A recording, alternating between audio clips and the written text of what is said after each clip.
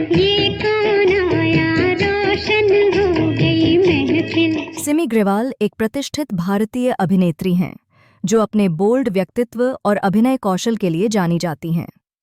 सिमी का जन्म 17 अक्टूबर 1940 में पंजाब के ग्रेवाल जाट सिख परिवार में हुआ था। उनके पिता सेना में ब्रिगेडियर थे और उन्होंने अपना बचपन इंग्लैंड में बिताया।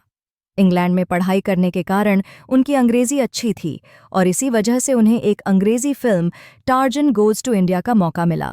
हालांकि यह फिल्म खास प्रभाव नहीं छोड़ सकी, लेकिन सिमी की खूबसूरती ने निर्माताओं का ध्यान खींचा। सिमी राज कपूर से बहुत प्रभावित थीं और उनके साथ काम करना चाहती थीं।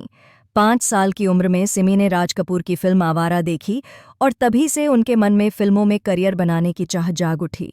हालांकि उनके पिता इस फैसले के खिलाफ थे, लेकिन सिमी के पिता ने उनकी जिद के आगे घुटने टेक दिए। उन्हें सबसे बड़ा ब्रेक मिला फिल्म मेरा नाम जोकर के साथ। फिल्म में सिमी का रोल इतना लंबा तो नहीं था, लेकिन वह कहानी के आधार बिंदु पर घूमती थीं। उन्होंने राज कपूर और सत्यजीत रे जैसे प्रतिष्ठित निर्देशकों के साथ काम किया। 1960 और 70 के दशक में उन्होंने कई बेहतरीन फिल्में कीं, जैसे 3 देवियां, 2 बदन, आदमी, साथी, अंदाज और सीमा प्रमुख है। सिमी ने कोलंबिया पिक्चर्स की फिल्म सिद्धार्थ में भी काम किया, जिसमें उनके नग्न दृश्य ने काफी विवाद पैदा किया था। 1970 के दशक में यश चोपड़ा की फिल्म कभी कभी ने उन्हें और प्रसिद्धि दिलाई।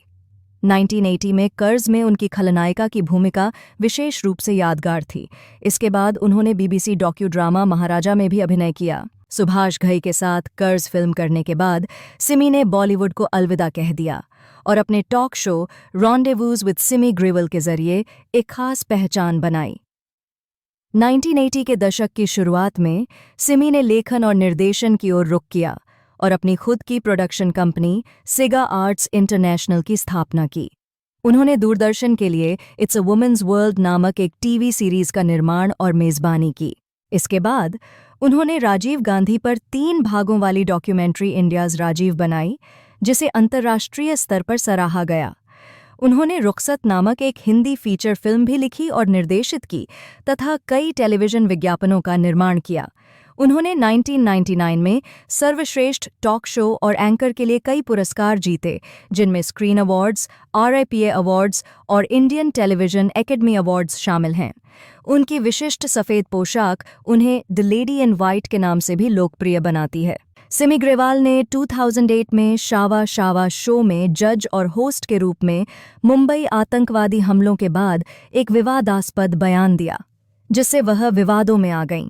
सिमी ग्रेवाल ने अपने फिल्मी करियर में कई बेहतरीन फिल्मों में काम किया है, लेकिन चलते चलते और कर्ज में उनके किरदार आज भी दर्शकों के बीच लोकप्रिय हैं। सिमी ग्रेवाल के करियर को न केवल सिनेमा में उनके योगदान के लिए, बल्कि समाज पर उनके विचारों के लिए भी याद किया जाएगा। उनकी बहुमुखी प्रतिभा ने उन्हें भारतीय सिनेमा में एक अनूठी पहचान दिलाई है।